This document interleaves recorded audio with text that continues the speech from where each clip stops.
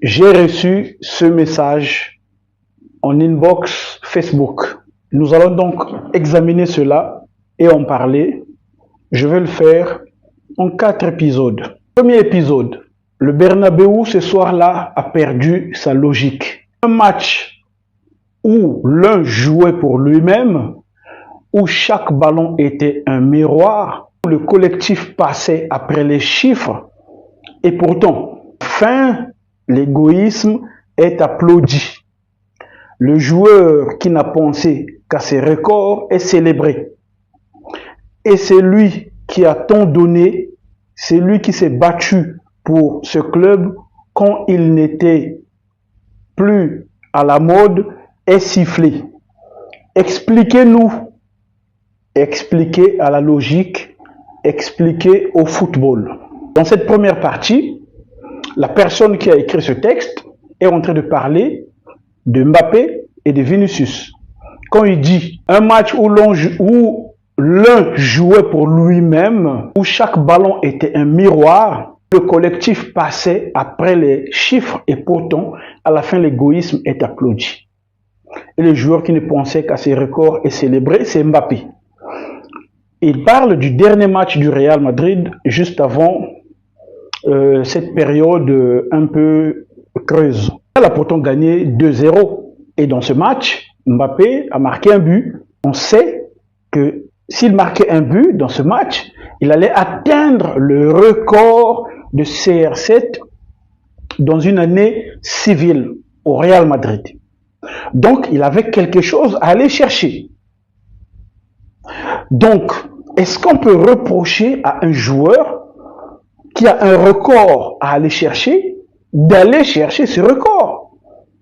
C'est un attaquant, il se bat pour son objectif, pour le boulot pour lequel il est payé, c'est-à-dire marquer des buts. C'est reconnu que les attaquants sont des égoïstes, non mais sérieusement, vous faites semblant ou quoi? C'est reconnu que les attaquants sont des égoïstes. Pas à 100%, pas à chaque match. Sinon, ça va être aussi catastrophique. Mais de manière assez générale, c'est reconnu qu'un attaquant est quand même un peu égoïste. Là où on lui reproche l'égoïsme, s'il marque, les gens vont moins parler. Donc là, les gens parlent d'égoïsme parce que, avant que Mbappé ne marque ce but, il en a raté des occasions avant. Mais si ces occasions-là ont été transformées en but, Mbappé allait marquer, je pense, un doublé ou un triplé, et personne n'allait parler. On allait dire, bon, mais il a marqué. Ronaldo, R9, le grand Ronaldo Nazario. Si vous voulez, je vais vous faire une compilation des actions de Ronaldo où il a marqué, et on voit à côté Ronaldinho qui se plaint, qui fait un geste d'agacement. C'est-à-dire que Ronaldo aurait pu lui passer le ballon, mais pourtant Ronaldo a marqué. Mais Ronaldinho est resté avec ces sentiments-là. Mais est-ce qu'on a entendu on a vu des articles sortir où non, il est égoïste, non, machin. Messi, vous voulez qu'on sorte des vidéos où on le voit en train de vouloir marquer alors qu'il aurait pu faire la passe à l'autre qui était à Suarez ou à Neymar à l'époque, qui était mieux dégagé. Il y en a des occasions comme ça. Pas toute sa carrière, mais il y en a eu des occasions comme ça, et pas une seule fois. Il y en a eu pas mal. Il aurait pu faire la passe, il a voulu tirer direct ou dribbler, et il a perdu le ballon. Alors que Neymar était mieux dégagé, s'il avait donné, Neymar allait marquer. Ou bien, Neymar était dégagé, oui, mais Messi a préféré faire le geste final tout seul, et il a marqué. Ronaldo CR7, pareil.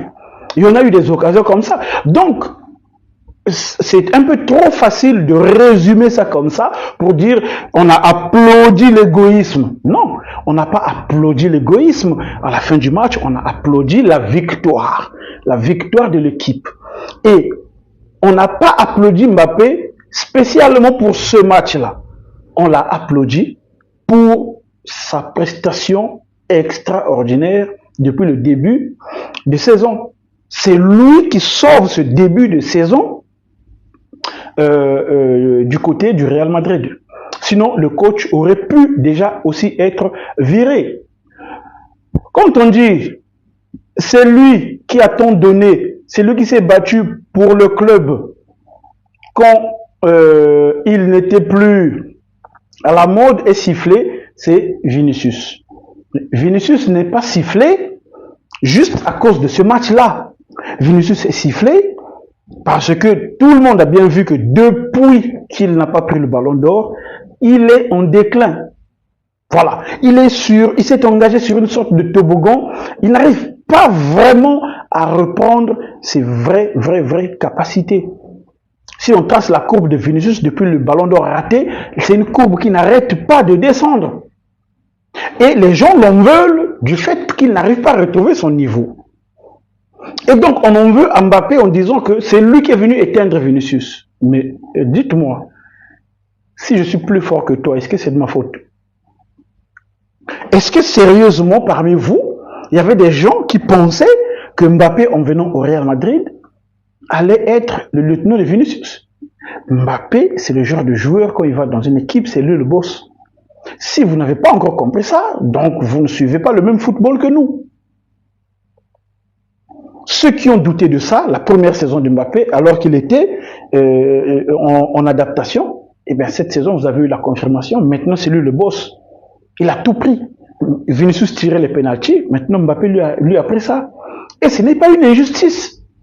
À l'entraînement, le coach teste tout le monde. Il observe qui tire mieux les pénaltys. Et en fonction de ça, il fait une hiérarchie.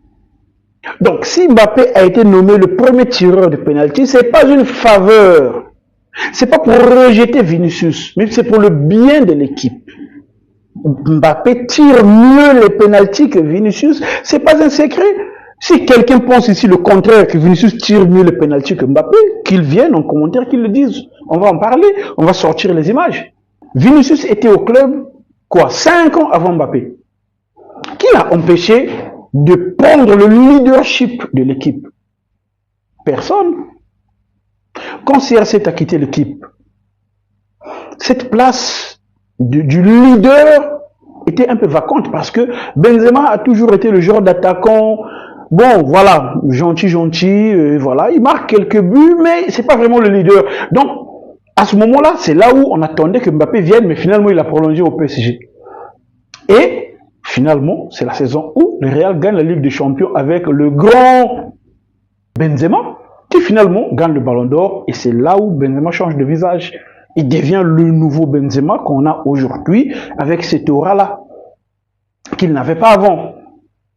Mais si Mbappé était venu juste après le départ de CR7, Benzema ne serait jamais devenu le Benzema qu'il est devenu. Il n'aurait jamais gagné ce ballon d'or parce que c'est Mbappé qui allait faire le boulot. Et c'est Mbappé qui allait avoir le ballon d'or puisqu'ils allaient gagner la Ligue des Champions. Donc voilà comment je peux répondre à cette première partie. Donc, dis-moi ce que toi tu en penses en commentaire.